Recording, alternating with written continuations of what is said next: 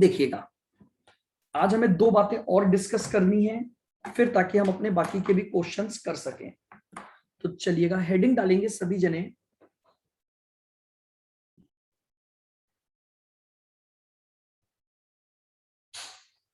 Topic है retirement of a bill.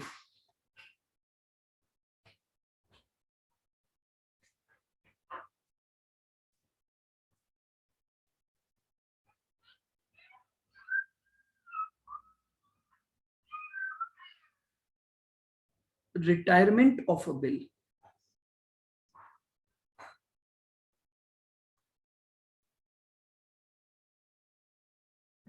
अच्छा, कोई दिक्कत नहीं है रिद्धि, अगर आपने लास्ट 2 वीडियोस देख लेना, ये टॉपिक एक बार आप इसको भी नोट डाउन कर लो, है ना। देन बाद में एक बार जिनकी भी न्यू ज्वाइनिंग है, मैं अभी इस कमिंग वीक में एक बार चाहे समराइज कर दूंगा, अपन एक क्लास रख लेंगे अलग से।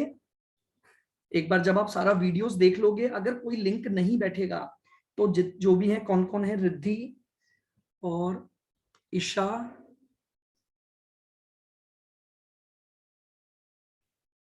और भी जिसका अगर किसी का भी छूटा है ना, तो वो मैं एक बार समराइज कर दूंगा बिल्कुल।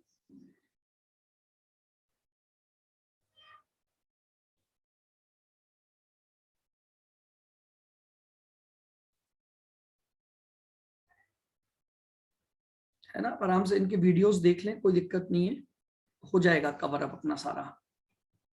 आइए, हाँ केशव, बिल्कुल। चलिएगा, देखिए रिटायरमेंट ऑफ बिल का मतलब क्या होता है।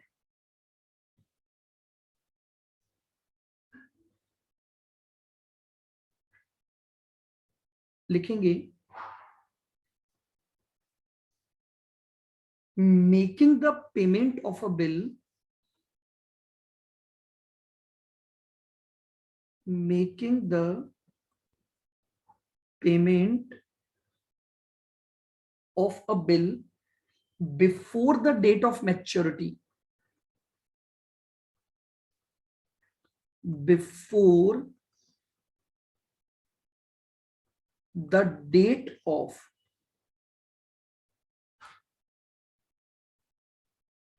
maturity is called retirement of bill.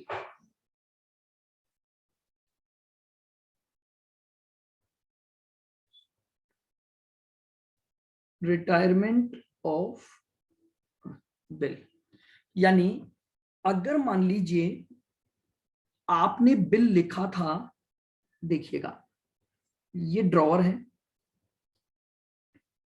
और ये ड्रॉइंग है,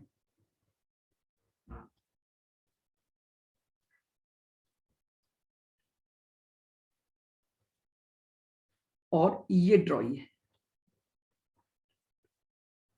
बहुत ध्यान से सुनना, इनिशियली जो ट्रांजैक्शन हुए थे बीआरबीपी के, मान लीजिए 4 मंथ्स का एक बीआर था आपका, ₹40,000 का, यानी ड्रॉई को 4 महीने बाद इस बिल का पेमेंट करना था। लेकिन अब क्या हुआ कि ड्रॉई के पास आफ्टर 3 मंथ ही मनी आ गया, आफ्टर 3 मंथ इसके पास मनी आ गई। तो यार इसने सोचा कि यार 1 महीने वेट करूंगा तो हो सकता है मेरा ये पैसा मेरे से कहीं खर्च हो जाए, तो एक काम करते हैं, इसने ड्रॉअर को रिक्वेस्ट की कि लो, मैं आपको 1 महीने पहले ही इस बिल का क्या कर देता हूं, पेमेंट कर देता हूं। तो यानी जब ड्रॉई बिल की मैच्योरिटी डेट से पहले उस बिल का पेमेंट कर देता है, तो इसे क्या बोला जाता है, इसे बोला जाता है बिल को रिटायर कर देना, या रिटायरमेंट ऑफ बिल इसे बोला जाता है।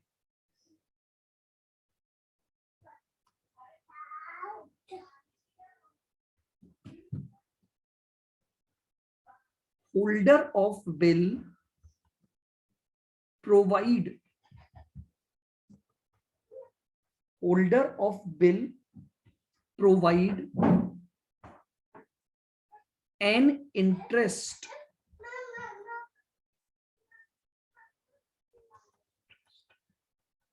To ड्रॉई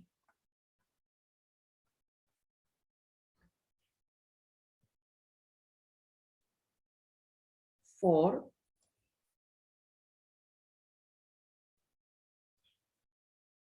remaining period of bill.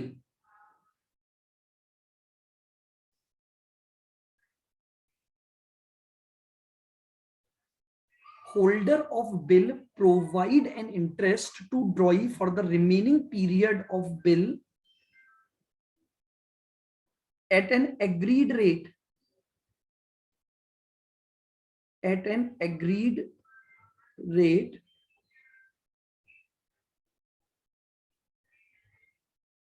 comma known as rebate. known as rebate. अब समझना, देखो ड्रॉई ने 1 महीने पहले पेमेंट कर दिया तो बहुत सिंपल सी बात है, ये जो ड्रॉअर है या जिसके पास भी होल्डर ऑफ बिल है, होल्डर वर्ड क्यों यूज कर रहा हूं, क्योंकि मैंने आपको बताया था कि अलग अलग केसेस में बिल अलग अलग लोगों के पास हो सकता है। जैसे मान लो अगर बिल बैंक के पास है तो ड्रॉई बैंक को पेमेंट करेगा, तो बैंक होल्डर था उस बिल का। अगर ड्रॉअर ने ये बिल एंडोर्स कर दिया था तो तीसरी पार्टी के पास बिल है तो ड्रॉई उसको पेमेंट करेगा। तो यानी ड्रॉई जिसको भी पेमेंट करेगा वो ड्रॉई को रिमेनिंग पीरियड का एक बेनिफिट प्रोवाइड करता है। भाई आप नॉर्मल सी बात सोचिए, जिस बिल का पेमेंट 4 महीने बाद मिलने वाला था आपको 3 महीने बाद उसका पेमेंट मिल गया, यानी 1 महीने पहले पेमेंट मिल गया। तो 1 महीने पहले पेमेंट मिला तो आप इसको कुछ बेनिफिट दोगे कि भैया तू 40,000 मत दे, अब तू मुझे क्या करेगा, इतना अमाउंट पे करेगा। और वो अमाउंट एक एग्रीड रेट से जो पहले ही डिसाइड कर लिया जाता है उस पर बेस्ड होता है, और उस अमाउंट को हम क्या बोलते हैं, रिबेट बोलते हैं। बोलो मेरी बात समझ आ रही है, मैं क्या बोल रहा हूं, मेरी बात को फिर सुनना। आप जिस बिल का पेमेंट 4 महीने बाद मिलने वाला था उस बिल का पेमेंट आपको 3 महीने बाद ही मिल गया, यानी प्री मैच्योर पेमेंट मिल गया 1 मंथ पहले। तो जो होल्डर ऑफ द बिल है वो उस 1 मंथ का बेनिफिट किसको देगा, ड्रॉई को देगा, और उस बेनिफिट को एक नाम दिया गया रिबेट। चलिए अब यहां मैं रुकता हूं और आपसे एक क्वेश्चन पूछता हूं, इसे रिबेट क्यों बोला गया, डिस्काउंट क्यों नहीं बोला गया? रिद्धि बस आप जो बोले मैं उसी बात पर आ गया। देखो ये डिस्काउंट वर्ड यूज नहीं करते हैं, यहां रिबेट यूज करते हैं, क्यों बताइए मुझे। आप लोगों ने सभी ने ये चैप्टर 11th क्लास में पढ़ा हुआ है, ऐसा कोई है जिसने ये चैप्टर आज से पहले कभी नहीं पढ़ा?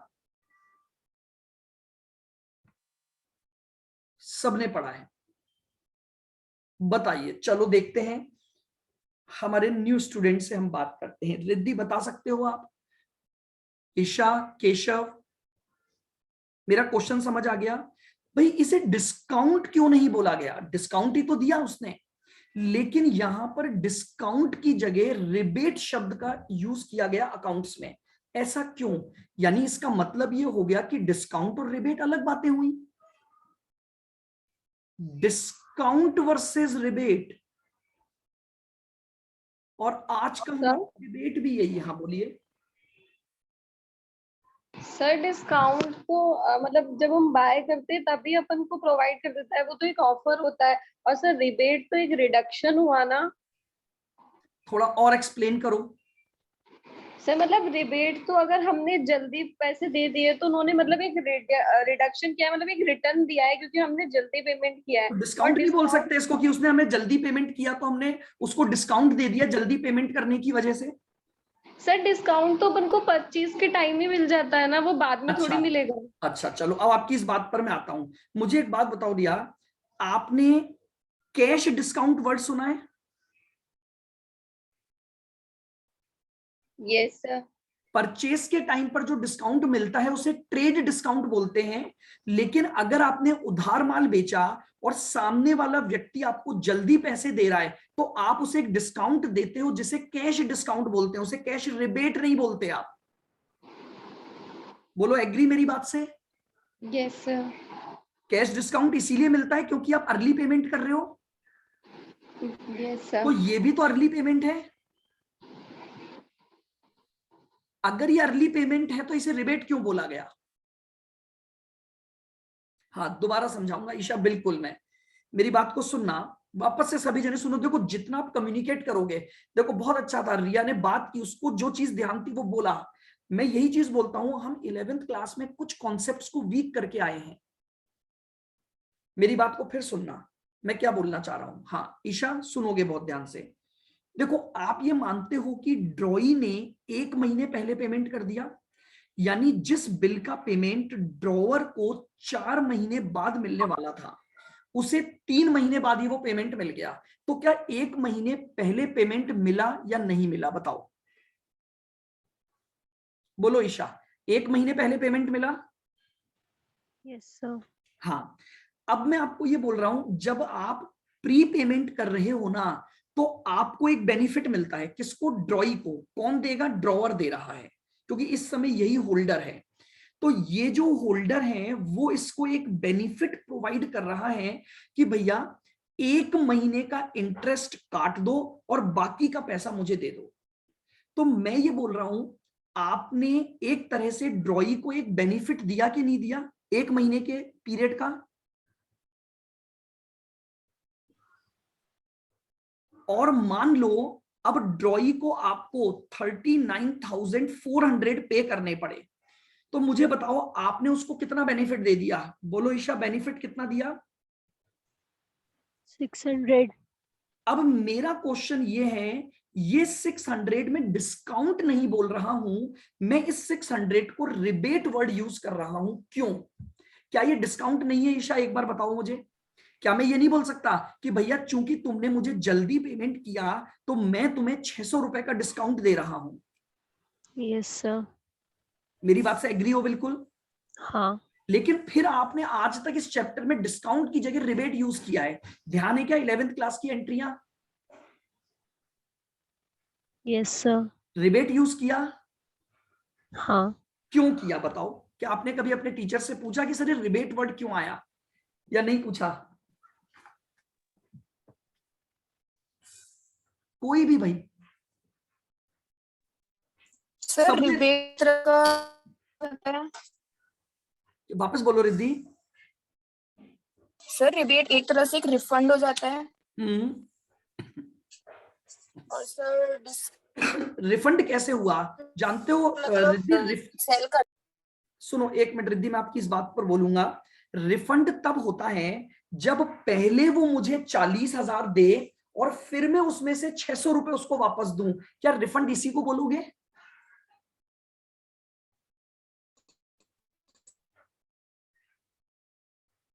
बताओ रिद्धि, रिफंड का मतलब क्या होता है? आपके पास एक्सेस अमाउंट आ गया तो आप उसे वापस लौटा रहे हो, इसलिए उसे रिफंड बोलते हैं। यहां तो वो मुझे देगा ही 39,400 ना, तो रिफंड की बात कैसे आई? उसे मुझे 40 देने थे और बदले में वो मुझे अब केवल 39,400 दे रहा है।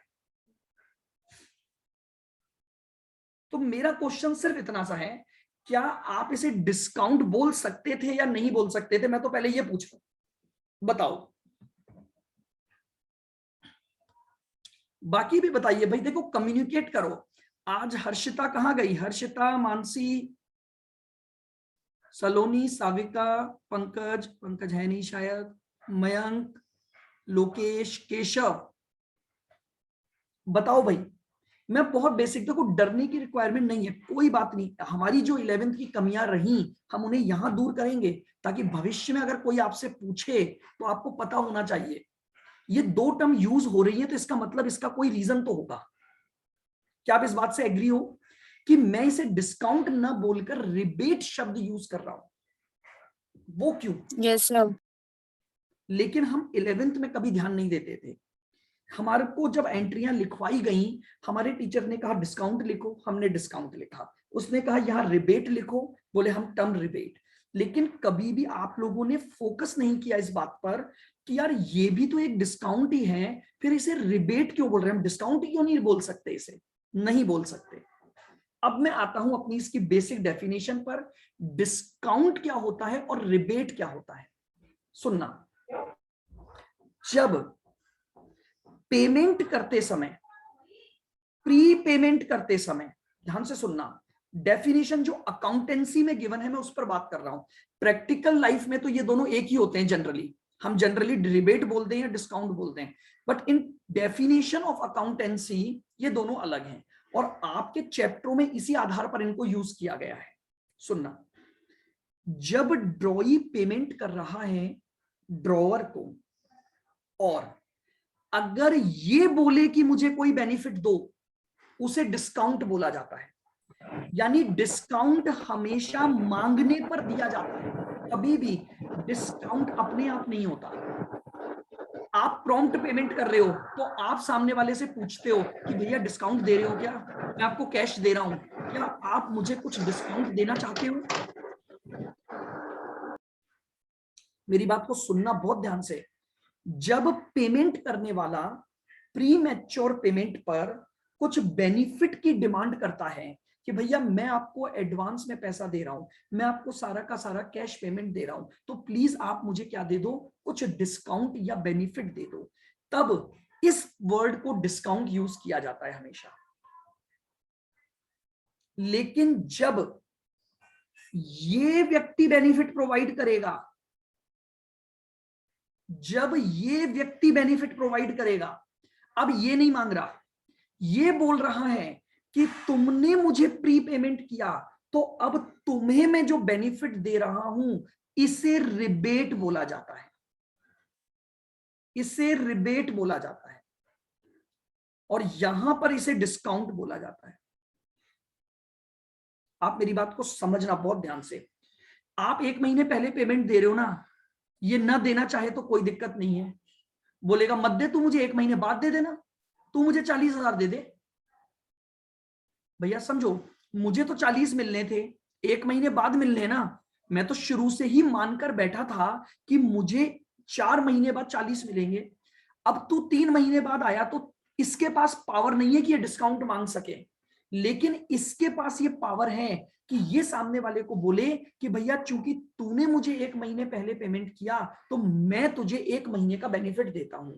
तो इस टर्म को रिबेट बोला जाता है।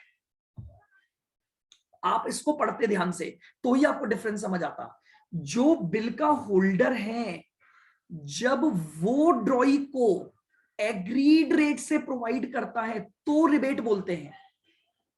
रिबेट टर्म यूज ही इसलिए होती है क्योंकि जिसको पेमेंट मिलने वाला है वो खुद बेनिफिट दे रहा है, लेकिन जब पेमेंट करने वाला बेनिफिट मांग कर लेता है तो उस टर्म को डिस्काउंट बोला जाता है। अब बताइए क्या ये डेफिनेशन क्लियर हुई आपको? सर रिबेट देना कंपलसरी होता है? नहीं, नहीं होता, वापस कंपलसरी कुछ भी नहीं है। ड्रॉअर की इच्छा होगी तो ये देगा, बट जनरली एक ट्रेड प्रैक्टिस होती है मार्केट में कि अगर आपको जल्दी पेमेंट मिल रहा है तो आप ऑफर कर देते हो। हाँ बोलिए, क्या बोल रहे थे?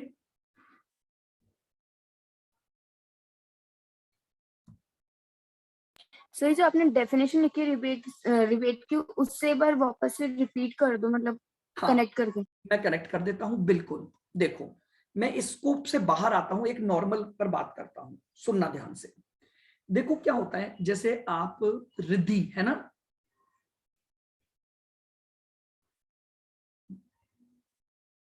ये मैं हूं और ये रिद्धि आप हो,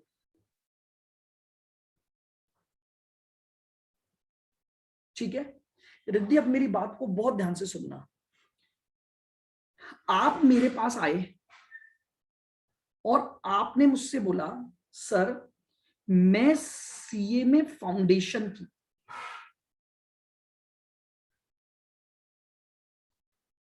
कंप्लीट फीस एक साथ दे रही हूं, फुल फीस एक साथ दे रही हूं, मुझे क्या बेनिफिट मिलेगा? क्या आप मुझे डिस्काउंट दोगे 5%?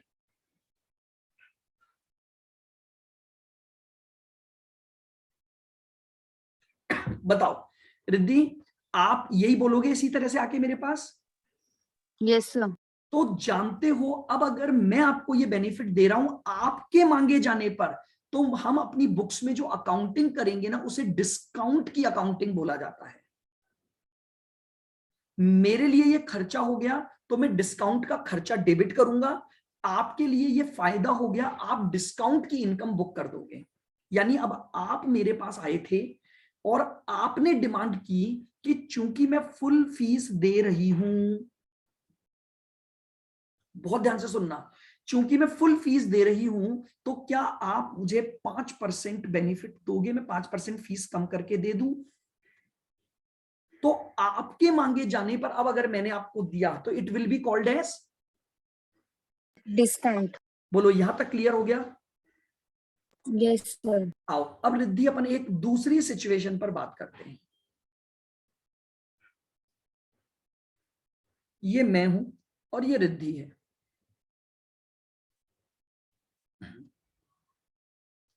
मैंने रिद्धि को बोला हुआ है, रिद्धि आपकी सीए में फाउंडेशन की फीस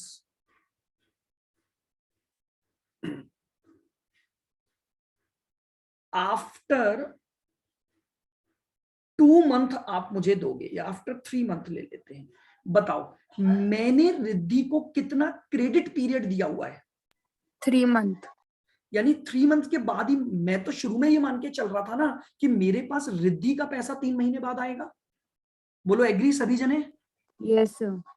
अब क्या हुआ वो सुनना। और ऐसा क्यों हुआ था? क्योंकि रिद्धि ने बोला कि सर अभी थोड़ी सी प्रॉब्लम चल रही है, मेरे पास यहाँ पैसे आने वाले हैं, मैं पैसे आते ही आपको दे दूंगी। मैंने कहा ठीक है चलो। ऐसा ही कुछ बिल के ट्रांजेक्शन होते हैं हमारे यहाँ, मैं बिल नहीं ले रहा हूं, एक नॉर्मल टर्म समझा रहा हूं।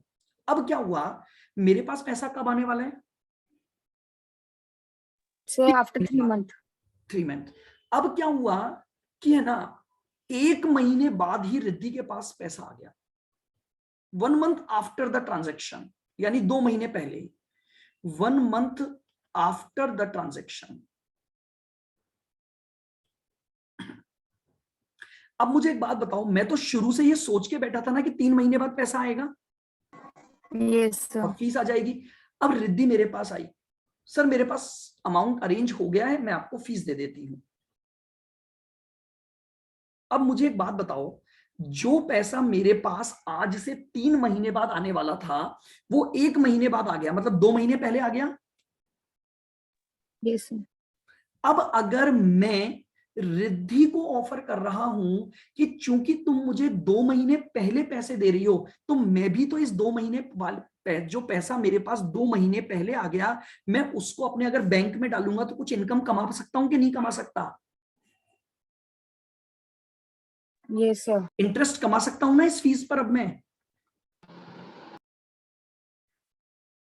तो मैं रिद्धि को बोलता हूं कि मैं तुम्हें 2 महीने के इंटरेस्ट का बेनिफिट दे देता हूं, क्योंकि तुम्हारी वजह से मुझे एक बेनिफिट मिलेगा।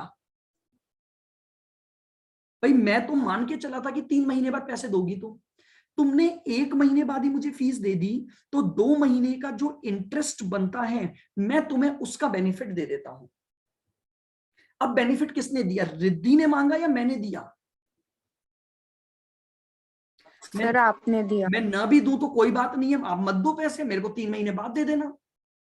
3 महीने बाद तो देना ही देना है ना आपको। लेकिन आप जल्दी दे रहे हो तो मैं इसका बेनिफिट आपको दे रहा हूं, तो मैं इसे अब अपनी व्यू पॉइंट से बोलूंगा, मैंने एक रिबेट ग्रांट किया आपको। मैं इसे डिस्काउंट नहीं बोलता अकाउंट्स में। देखिए प्रैक्टिकल लाइफ में तो दोनों का मीनिंग बेसिकली एक ही है। प्रैक्टिकल लाइफ में तो मैं इसे अगर डिस्काउंट भी बोल दूं ना, तो शब्दों के अंतर नहीं, उसका मीनिंग तो एक ही है। बट लेकिन अगर मैं in terms of commerce language, accountancy की टर्म्स में बात करूं, तो इसे डिस्काउंट बोलना गलत है। इसे क्या बोला जाना चाहिए? रिबेट। क्योंकि ये मैं अपनी इच्छा से दे रहा हूं, यहां रिद्धि मुझसे मांग रही है। तो जब रिद्धि मांगेगी तो डिस्काउंट वर्ड, और मैं अपनी इच्छा से दे रहा हूं तो इसे डिस्काउंट नहीं, इसे क्या बोला जाता है? रिबेट शब्द बोला जाता है। हालांकि आप जब दुकानों पर जाते हो ना तो दोनों का मीनिंग एक ही है कि नहीं बताओ? Yes sir. प्रैक्टिकल लाइफ में आज भी एक ही है, लेकिन मैं आपको बता रहा हूं कि अगर आपको बिल्कुल अकाउंट्स की एक प्रॉपर नॉलेज चाहिए, कल को पता है क्या होगा, आप जब सीए में बनकर कैंपस में जाओगे ना, वहां ये क्वेश्चन पूछे जाते हैं, एक्सपर्ट क्वेश्चंस, कि बोले बताओ, मैं एक सिचुएशन देंगे कि बोले आपने इतना पैसा दिया, मैंने आपको ये दिया, इसे डिस्काउंट बोलोगे रिबेट बोलोगे? सारे बच्चे उसे डिस्काउंट डिस्काउंट डिस्काउंट करते रहते हैं, क्योंकि शुरुआत से हमने एक ही बात पढ़ी, डिस्काउंट डिस्काउंट डिस्काउंट। हालांकि आप लोगों ने 11th में ये टर्म पढ़ी, बट इसको कभी समझा नहीं। आप भी नहीं पूछते थे अपने टीचरों से, बोले ठीक है, उन्होंने बोला एंट्री लिख दो, बोले लिख दी हमने रिबेट। अदरवाइज जरूरत कहां थी? अगर इन दोनों को उसे सिमिलर रखना होता आपकी अकाउंटेंसी को, तो वो यहां पर भी डिस्काउंट ही तो वर्ड यूज कर सकता था कि नहीं कर सकता था? मैं इस डेफिनेशन को ऐसे लिखता कि आप जो इंटरेस्ट दे रहे हो उसे डिस्काउंट बोलते हैं। बोलो आपको क्या मेरी बात समझ आ रही है सबको? यस पक्के से आप नहीं भूलोगे इस चीज को? No sir. क्लियर है बिल्कुल? रिद्धि, केशव, ईशा, हिमांशु? Yes sir. तो अब हमेशा के लिए ध्यान रखना ये टर्म क्यों अलग अलग की गई अकाउंटेंसी में। तो इसलिए अब मैं बात कर रहा हूं कि अगर होल्डर ऑफ द बिल ड्रॉई को रिमेनिंग पीरियड का कोई इंटरेस्ट का बेनिफिट देता है, तो हम अब अपनी अकाउंटिंग में इंटरेस्ट के बजाय क्या करेंगे, हम उसे डिस्काउंट के बजाय नई टर्मिनोलॉजी यूज करेंगे, which is called as rebate. ये रिबेट ड्रॉई के लिए तो इनकम है, और ड्रॉअर के लिए खर्चा खर्चा है। एक्सपेंस। लिखेंगे दोनों जने रिबेट वर्ड ही। जैसे जब डिस्काउंट देते हो तो ये डिस्काउंट का खर्चा बुक करता है, ये डिस्काउंट की इनकम बुक करता है। इन द सेम मैनर ये रिबेट का खर्चा बुक करेगा, ये रिबेट की income, but discount word use मत करना। तो इस पॉइंट को भी लिख लो, थर्ड पॉइंट डाल के। नेक्स्ट। उसमें सर, हाँ जी, सर जैसे अगर डिस्काउंट होल्डर देता है सामने वाले को, तो सर उसको तो डिस्काउंट अलाउड भी अपन लिखते हैं, और उसके लिए डिस्काउंट रिसीव्ड हो जाता है इनकम में, तो हाँ सर बिल्कुल ऐसे- लिखते हैं। एक्चुअली में देखिए क्या होता है, मैं आपको बताऊं, दो चीजें होती हैं। क्या होता है, बिल्स के जो केस है ना, देखो एक्चुअली में बिल के केस में हम उसे डिस्काउंट, वो जनरली होता है जब हम सेल और परचेज ऑफ गुड्स करते हैं, और वहां पर क्या होता है कि हम उसको जो माल बेच चुके हैं उसको पैसा रिसीव करने के लिए हम उसे डिस्काउंट ऑफर कर रहे हैं। बट एक्चुअली में प्रॉब्लम क्या थी, आपको मैं बोलूं ना, अगर आप इसे नॉर्मल भाषा में, मैं जिसे रिबेट बोल रहा हूं ना, आप इसे डिस्काउंट भी बोलोगे तो समझने के लिए कोई दिक्कत नहीं है। बट प्रॉब्लम यह है कि अगर मैं अकाउंट्स की टर्मिनोलॉजी पर जाता हूं तो डिस्काउंट और रिबेट अलग अलग है। होना यह चाहिए हर जगह पर, जहां पर आप मांगोगे, पेमेंट करने वाला यानी ड्रॉई मांगेगा तो डिस्काउंट है, और अगर ये ऑफर करेगा तो वो डिस्काउंट कभी नहीं होता। ये जब ऑफर करेगा तो उसे प्रॉपरली टर्म रिबेट ही बोला जाना चाहिए। हम आज तक गलत पढ़ते आए हैं, हम बहुत चीजें गलत पढ़ते हैं। मैं आपको अकाउंट्स में बहुत चीजें सिखाऊंगा जो आप गलत पढ़ते आए हो। कभी आपने सोचा था इन टर्म्स पर, रिबेट और डिस्काउंट भी बोले कुछ नया टर्म है ये?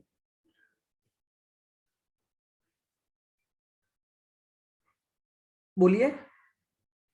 सर मैं ये नहीं बोल रही कि डिस्काउंट और रिबेट में कंफ्यूजन है, सर मैं ये बोल रही हूँ कि जैसे डिस्काउंट अलाउड लिखते हैं और डिस्काउंट रिसीव लिखते हैं, हाँ जी, रिबेट ग्रांटेड और रिबेट रिसीव लिखते नहीं हैं नहीं क्या? जरूरत नहीं है, डेबिट में लिख दो बस, रिबेट ऑन बिल, ग्रांटेड और वो अपने आप ही हो गया। देखो क्या होता है, हाँ लिखने को कोई इशू नहीं है, अगर आपने रिबेट दी तो आप लिख दो रिबेट ग्रांटेड, है ना? Okay sir. लेकिन कोई जरूरत ही नहीं होती है, रिबेट शब्द ही अपने आप को ये बता रहा है। अगर ये रिबेट को डेबिट कर रहा है तो इट ऑल्सो इंप्लाइज कि इसने अमाउंट का एक नुकसान बुक किया है। तो डायरेक्टली जो अकाउंटिंग बनती है ना, उसमें तो ये एंट्री क्या डाल देता है, बस केवल रिबेट ऑन बिल को डेबिट कर देता है, और ये रिबेट ऑन बिल को क्या कर देता है, क्रेडिट। अदरवाइज आप ऐसे भी लिख सकते हो, रिबेट अलाउड और रिबेट रिसीव्ड, जैसे अपन डिस्काउंट के लिए लिखते हैं ना, डिस्काउंट अलाउड और डिस्काउंट रिसीव्ड, तो आप रिबेट के लिए भी लिख सकते हो, कोई दिक्कत नहीं है उसमें। ठीक है, क्लियर है? Yes sir. लिखेंगे सच rebate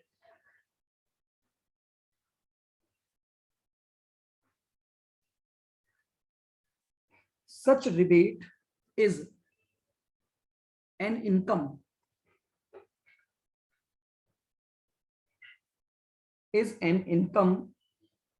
for the drawing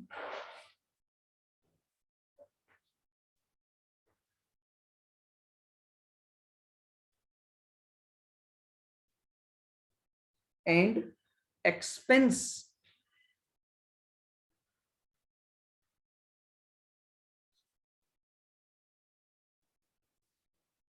for the payee.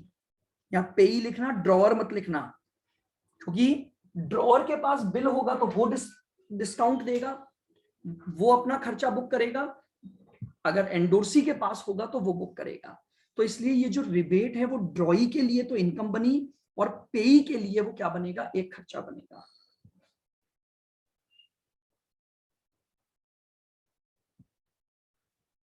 Accounting entry,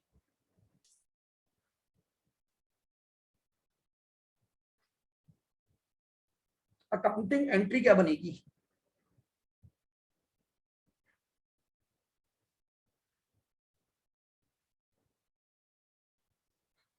books of holder लिख रहा हूं अब मैं, यहां पर ड्रॉअर नहीं लिख रहा हूं, ध्यान से समझना, ठीक है, क्योंकि ये ड्रॉअर भी हो सकता है और एंडोर्सी भी हो सकता है। तो जिसके पास वो बिल है उसका होल्डर जो एंट्री डालेगा उसे पैसा मिलेगा, तो वो एंट्री डालेगा bank account debit.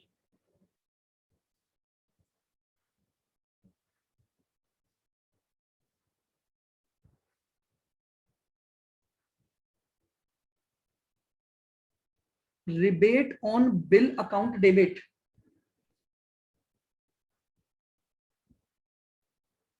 To B R, ये एंट्री डल जाएगी।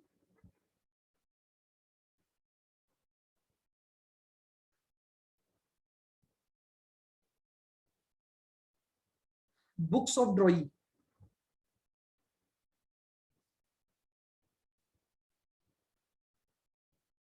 ड्रॉई की एंट्री डालेगा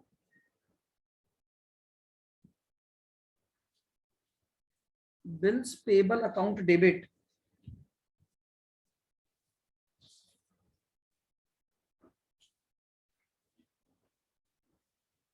to bank account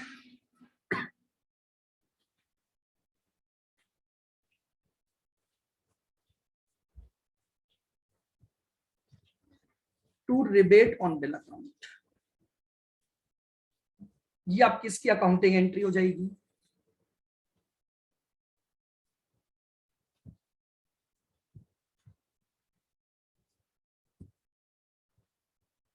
how to calculate rebate amount,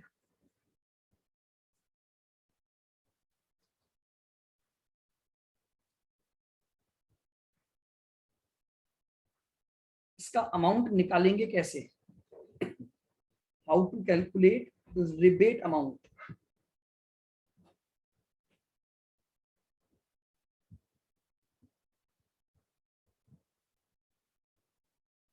bill amount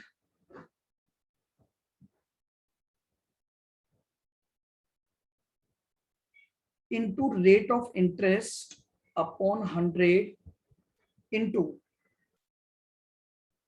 bill के रिमेनिंग पीरियड को एक नाम दिया जाता है अनएक्सपायर्ड पीरियड।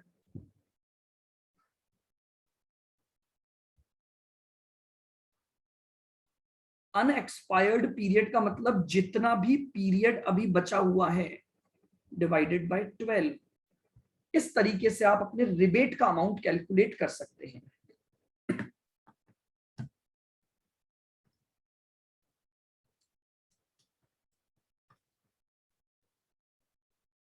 ठीक है, अनएक्सपायर्ड पीरियड को आप समझने के लिए लिख सकते हैं रिमेनिंग पीरियड।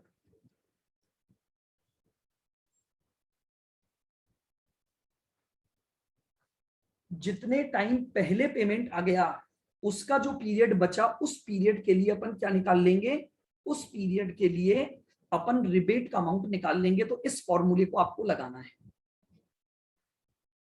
इसके ऑब्जेक्टिव में भी बहुत क्वेश्चन बनते हैं।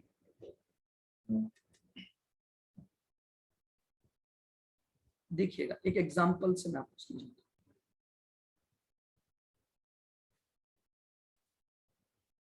एग्जांपल,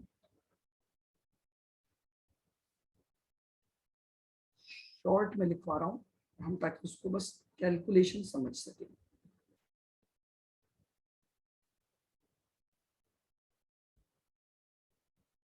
ए है, ये बी है, इसने इसको माल बेचा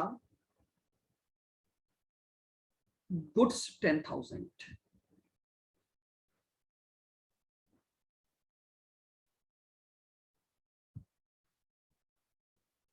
एक बीआर लिखा गया 3 महीने का।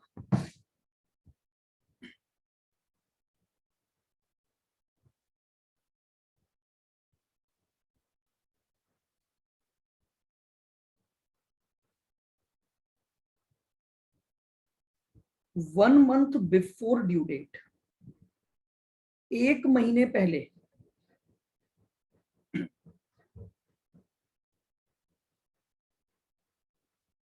on, sorry, 1 month before due date, B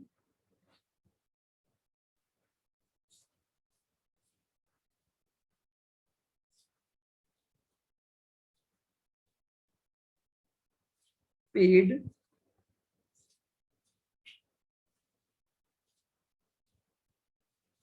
bill amount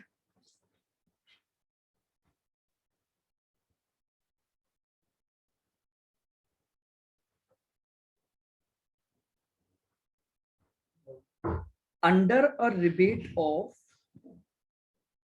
18% per annum. Pass journal entries, journal entries pass करनी है आपको।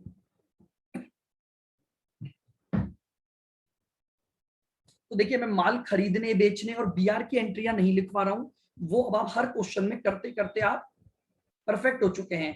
पहली एंट्री ये माल बेचने की डालेगा, फिर बीआर की डालेगा, अपने को इसकी एंट्री समझनी है।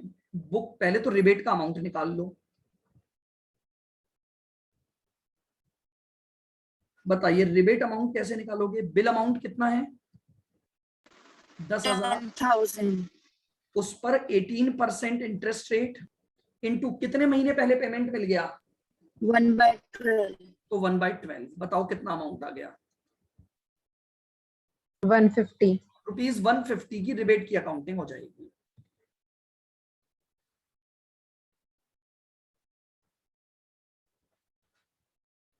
बताओ ए क्या एंट्री डालेगा?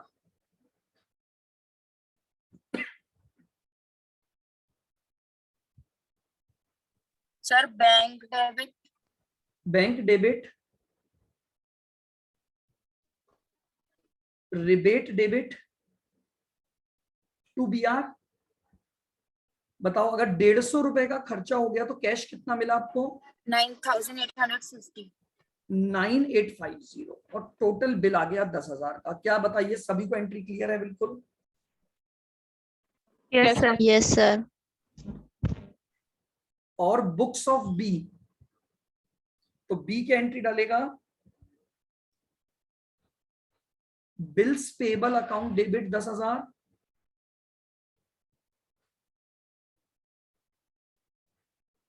टू बैंक 9850 और टू रिबेट।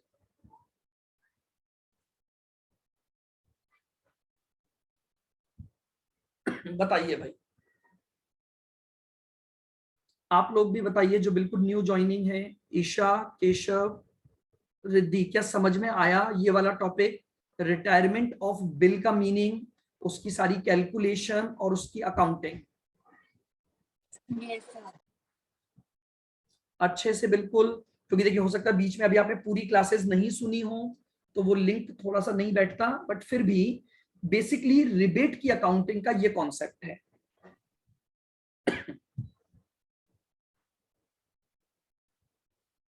बताइए क्लियर है बिल्कुल सबको? चलिए एक केस हाँ एक केस रह गया अब इसमें इंसॉल्वेंसी का, वो मैं आपको कल करवाऊंगा क्योंकि अभी वो पूरा हो नहीं पाएगा। उसके बाद हमें फिर कुछ क्वेश्चंस करने हैं, प्लस जो ऑब्जेक्टिव क्वेश्चंस हमें करने हैं, क्योंकि मेन टारगेट हमारा वही है कि स्पीड। मैंने आपको इसीलिए सारी कैलकुलेशंस वगैरह बताई हैं ताकि अब आपको ये ध्यान रहे कि जब आप ऑब्जेक्टिव क्वेश्चंस करोगे तो किस तरह से उनको देखना है।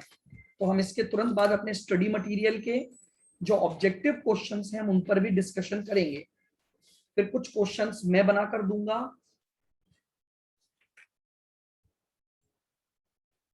क्योंकि बहुत इंपॉर्टेंट चैप्टर है और पक्का पक्का ये एग्जाम में आएगा आपके। चलिए,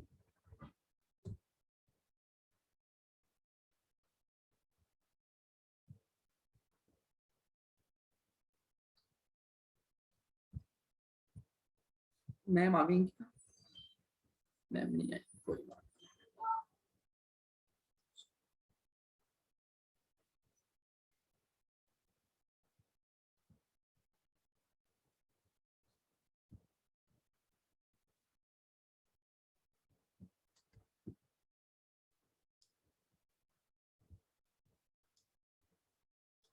अतिशय मैंने आपको होस्ट बना दिया है ना मैम?